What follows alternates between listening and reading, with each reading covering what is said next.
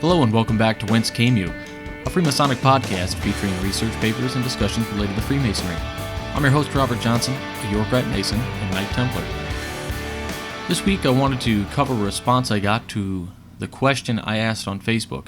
I asked, what should we cover on the show? And I'd like to read a paper that deals with that request, which was the importance of charity. I should note that this paper does not totally hit on the importance of charity as much as I wanted, but I thought it would be a good one, especially since it's part of a book, which I'll be posting for download on the app for free. This is a selection from the book entitled The Spirit of Masonry by William Hutchison, FAS. And I have abbreviated the section a bit to fit it into the podcast. One thing I did want to mention is if you have the app, I will put the whole book for download in PDF format for you on the app. So normally, instead of downloading a single paper when you hit download the extras, you'll get that whole book. So it'll be a larger file, but you'll have a whole book, and it's about 200 pages. So kind of a season's greeting gift from the show to you, the listener. So without further ado, here is that selection.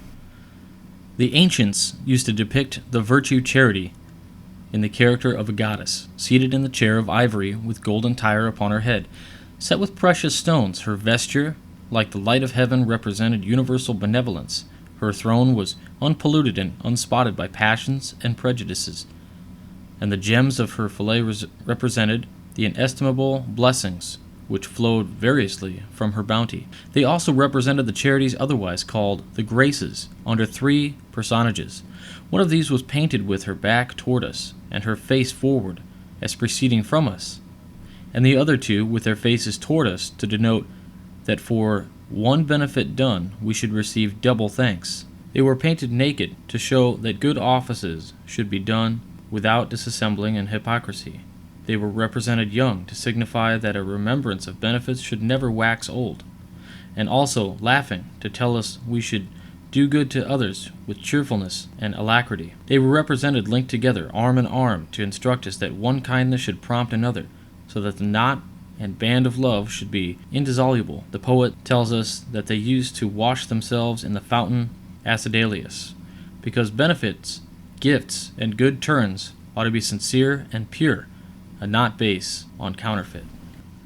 Charity in the works of moralists is defined to be the love of our brethren, of a kind of brotherly affection, one towards another. The rule and standard that this habit is to be examined and regulated by Masons is the love we bear to ourselves, or that mediator bore toward us. That is, it must be unfeigned, constant, and out of no other design than man's happiness. Such are the general sentiments which the ancients entertained of this virtue, and what the modern moralist and Mason define it to be at this day. In what character charity should be received among Masons is now our purpose to define, as it stands limited to our own society. Being so limited, we are not subject to be imposed on by false pretenses, and are certain of its proper and merited administration. It is hence to be hoped that charity subsists with us without disassembling or hypocrisy, and is retained in sincerity and truth. That benefits received impresses a lively degree of gratitude and affection on the minds of Masons, as their bounties are bestowed with cheerfulness and without a frozen finger of reluctance. The benevolence of our society is so mutual and brotherly that each render good offices as readily as he would receive them. In order to exercise this virtue both in character of Masons and in the common life, with property and agreeable to good principles, we must forget every obligation but affection, for otherwise it were to confound charity with duty. The feelings of the heart ought to direct the hand of charity. To this purpose, we should be divested of every idea of superiority and estimate ourselves as being of equality, the same rank and race of men. In this disposition of mind we may be susceptible of those sentiments which charity delighteth, to feel the woes and miseries of others with a genuine and true sympathy of soul. Compassion is of heavenly birth. It is one of the first characteristics of humanity. Peculiar to our race, it distinguishes us from the rest of creation. The objects of true charity are merit and virtue in distress, persons who are incapable of extracting themselves from misfortunes which have overtaken them in old age, industrious men from inevitable accidents and acts of providence rushed into ruin, widows left survivors of their husbands by whose labor they subsisted, orphans in tender years left naked to the world. What are not the claims of such on the hand of charity, when you compare them to the miscreants who infest the doors of every dwelling with their importunities?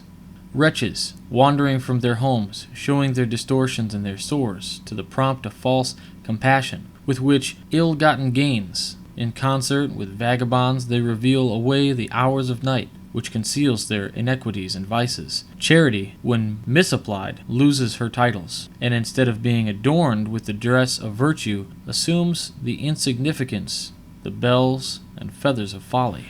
And again, that was an abridged selection of a lecture on charity from the Spirit of Masonry, which will be available as an entire PDF book and free for download through the app in the extras section. One of the things I have done for the past few weeks is to use a website called Chat Roulette. And if you're not familiar, it is basically a webcam chat that picks a random person from anywhere in the world for you to talk to, face to face. Now there is a risk in this because sometimes people are abusing the service by being naked and whatnot, but I use the filters in order to not get these types of people, and simply had a sign that said, "Ask a Freemason anything," on my end of the webcam. The number one question I received was, "What is a Freemason?" I couldn't believe it. Really, 160 people asked questions, and of those, 134 asked me what a Freemason was. This tells me one thing. Apparently, people don't know we exist. So take that for what it's worth, and perhaps we just need to make ourselves a little better known. I was looking over some posts in the recent weeks, and one that caught my eye was one by a Freemason network on the Facebook page. It basically said something like quantity over quality, and its relation to how Grand Lodges are pushing membership with Blue Lightnings and mass Master Mason raisings, and most of these members never even go to lodge. I believe that's correct to a certain extent. If our membership falls to a smaller number, who cares? What's the problem with that? We're still here, and quality Masons aren't going anywhere. I do believe in quality over quantity when it comes to Masonry. One of my lodge brothers said something to the effect that pretty soon you'll be able to go to the Grand Lodge website and put in your credit card number, and then you'll be a Master Mason. As ironic as that is, it might happen someday. Could you imagine you put in your card number, and then it shows you a slideshow, and then you can print your dues card and certificate, maybe get an apron in the mail? I hope for all our sake that never happens. Moving on, I received an email from a brother who asked me to provide him with a copy of A Mason's Duty, a paper I read in episode 2. He needed it so that he could read it in lodge as a reminder to the brethren of their duty, and that they are all brothers, since he is concerned with factions forming in his home lodge. This is a serious problem that faces many lodges. He isn't alone. I salute our brother for trying to unify his lodge once again, and hope if anyone is experiencing these same problems, to take it on head first. We owe that to our fraternity. Moving on to this week's famous Freemason. This one I was pretty surprised about, and I actually found more information than I usually do, including a picture that I will add to the app as a download. So this week's famous Freemason is the actor Bronson Pinchot, who was made a Mason by virtue of dispensation granted by the Right Worshipful Grand Master. The 3 degrees were conferred on actor Bronson Pinchot in Hartford Lodge number 445, Hot Bottom, in December. Brother Pinchot has been in film since he appeared as the comical gallery assistant in Beverly Hills Cop in 1984. Through the years, he has appeared in feature film roles, generally amusing, except not funny, as the villain of the 1995 Stephen King TV miniseries The Langoliers. Pinchot was born Ponchevarsky in New York City, New York, the son of Rosina, a typist, and Henry Ponchevarsky, a bookbinder of Russian family. His mother was an Italian-American and his father Russian-American, who was born in New York and raised in Paris. Pinchot was raised in Southern California after graduating from South Pasadena High School, where he was number 1 in his class and a valedictorian. He went to Yale University on a full scholarship. He was placed in Morse College there and graduated magna cum laude. He began college studying fine art, but became interested in acting when he won a role in a college play and was discovered by a casting director, which resulted in a role in the feature film Risky Business. During an episode of the $25,000 Pyramid, TV host Dick Clark asked Pinchot what type of work he had done prior to acting. Pinchot answered that he had worked for a company making leather souvenir keychains. When asked how long he did that, he replied, 12 hours a day for a couple of years. He retains an active interest in ancient Greek sculpture, 460 to 31 BC, and in December of 2002, Pinchot became a Freemason. Since approximately 1999, Pinchot has spent a great deal of time in Hartford, Pennsylvania, restoring the circa 1839 mansion of former Pennsylvania State Senator Edward Jones. He has since purchased 6 properties in the small rural town of 1300 in an effort to return the town to its 1800s appearance.